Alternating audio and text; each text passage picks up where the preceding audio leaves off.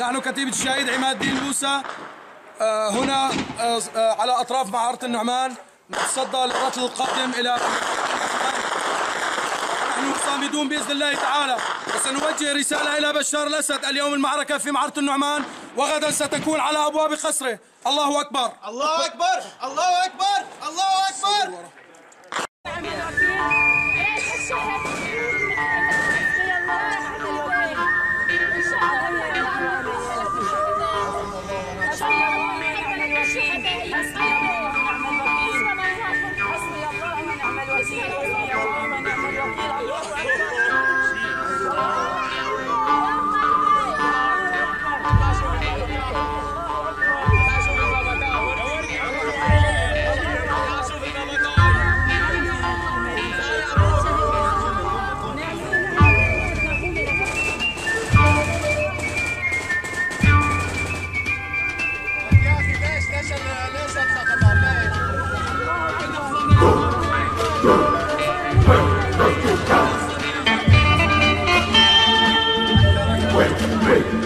Go!